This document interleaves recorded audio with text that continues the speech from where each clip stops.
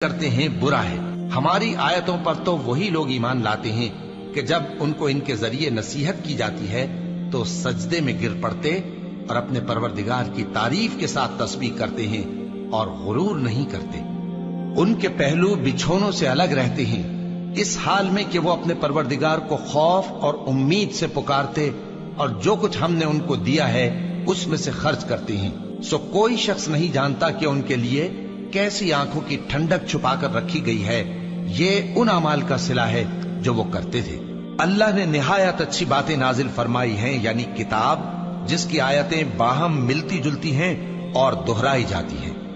جو لوگ اپنے پروردگار سے ڈرتے ہیں ان کے بدن کے رونگٹے اسے سن کر کھڑے ہو جاتے ہیں، پھر ان کی کھالیں نرم ہو جاتی ہیں اور دل بھی نرم ہو کر اللہ کی یاد کی طرف متوجہ ہو جاتے ہیں۔ یہی اللہ کی ہدایت ہے، وہ اس سے جس کو چاہتا ہے ہدایت دیتا ہے، اور جس کو اللہ گمراہ رہنے دے اس کو کوئی ہدایت دینے والا نہیں۔ اور تمہارے پروردگار نے فرمایا ہے کہ تم مجھ سے دعا کرو، میں تمہاری دعا قبول کروں گا۔ جو لوگ میری عبادت سے ازراہ تکبر کتراتے ہیں ان قریب جہنم میں ذلیل ہو کر داخل ہوں گے۔ اللہ ہی تو ہے جس نے تمہارے لیے رات بنائی کہ اس میں آرام کرو اور دن کو روشن بنایا کہ اس میں کام کرو۔ بے شک اللہ لوگوں پر فضل کرنے والا ہے، لیکن اکثر لوگ شکر نہیں کرتے۔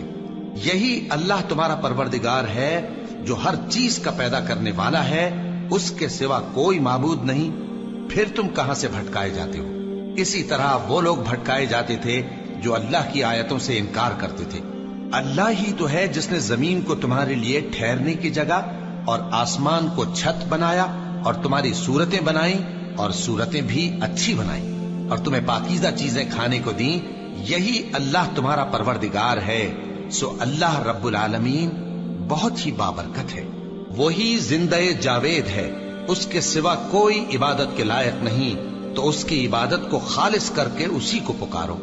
ہر طرح کی تعریف اللہ ہی کے لیے ہے جو تمام جہانوں کا پروردگار ہے۔ اور اگر یہ خیال نہ ہوتا کہ سب لوگ ایک ہی جماعت ہو جائیں گے تو جو لوگ اللہ سے انکار کرتے ہیں ہم ان کے گھروں کی چھتیں چاندی کی بنا دیتے اور سیڑھیاں بھی جن پر وہ چڑھتے، اور ان کے گھروں کے دروازے بھی اور تخت بھی جن پر تکیہ لگاتے ہیں، اور یہ سب چیزیں سونے کی بھی بنا دیتے، اور یہ سب دنیا کی زندگی کا تھوڑا سا سامان ہے، اور آخرت تمہارے پروردگار کے ہاں پرہیزگاروں کے لیے ہے۔ تو کیا ہم پہلی بار پیدا کر کے تھک گئے؟ نہیں، بلکہ یہ اثر نو پیدا کرنے کے بارے میں شک میں پڑے ہوئے ہیں۔ اور ہم ہی نے انسان کو پیدا کیا ہے، اور جو خیالات اس کے دل میں گزرتے ہیں ہم ان کو جانتے ہیں، اور ہم تو رگ جان سے بھی زیادہ اس کے قریب ہیں۔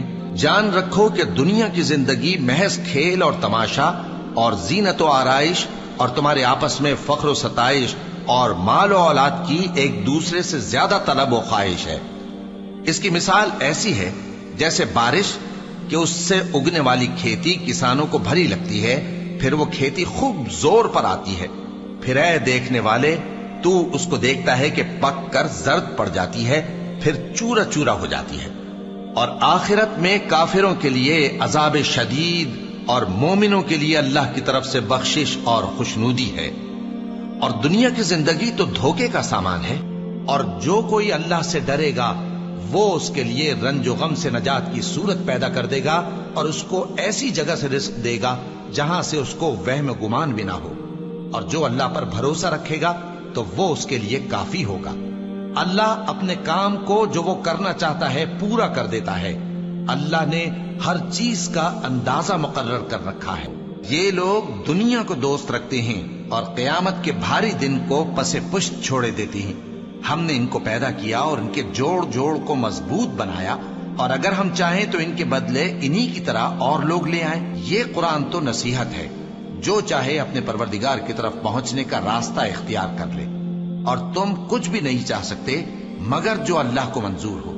بے شک اللہ جاننے والا ہے، حکمت والا ہے، اور یہ کسی شیطان مردود کا کلام نہیں ہے۔ پھر تم لوگ کدھر جا رہے ہو؟ یہ قرآن تو تمام جہانوں کے لیے نصیحت ہے، یعنی اس کے لیے جو تم میں سے سیدھی راہ چلنا چاہے، اور تم لوگ کچھ بھی نہیں چاہ سکتے مگر وہی جو اللہ رب العالمین چاہے۔ اے اطمینان والی جان، اپنے پروردگار کی طرف لوٹ چل، تو اس سے راضی، وہ تجھ سے راضی، سو تو میرے خاص بندوں میں شامل ہو جا اور میری بہشت میں داخل ہو جا۔ آفتاب کی روشنی کی قسم اور رات کی تاریکی کی قسم جب وہ چھا جائے، اے نبی صلی اللہ علیہ وآلہ وسلم، تمہارے پروردگار نے نہ تو تم کو چھوڑ دیا اور نہ تم سے ناراض ہی ہوا، اور آخرت تمہارے لیے دنیا سے کہیں بہتر ہے، اور تمہارا پروردگار تمہیں عنقریب اتنا کچھ عطا فرمائے گا کہ تم خوش ہو جاؤ گے۔ بھلا اس نے تمہیں یتیم پا کر جگہ نہیں دی؟ بے شک دی، اور تمہیں رستے سے ناواقف دیکھا تو سیدھا رستہ دکھایا، اور اس نے تمہیں تنگ دست پایا تو غنی کر دیا، تو تم بھی یتیم پر ستم نہ کرنا اور مانگنے والے کو جھڑکی نہ دینا، اور اپنے پروردگار کی نعمت یعنی وحی کا بیان کرتے رہنا۔ اے نبی صلی اللہ علیہ وآلہ وسلم، کیا ہم نے تمہاری خاطر تمہارا سینہ کھول نہیں دیا اور تم پر سے تمہارا وہ بوجھ بھی اتار دیا جس نے تمہاری کمر جھکا دی تھی، اور ہم نے تمہاری خاطر تمہارا ذکر بلند کیا، سو یقیناً مشکل کے ساتھ آسانی بھی ہے، بے شک مشکل کے ساتھ آسانی بھی ہے۔ سو جب تم فارغ ہوا کرو تو عبادت میں محنت کیا کرو اور اپنے پروردگار کی طرف متوجہ ہو جایا کرو۔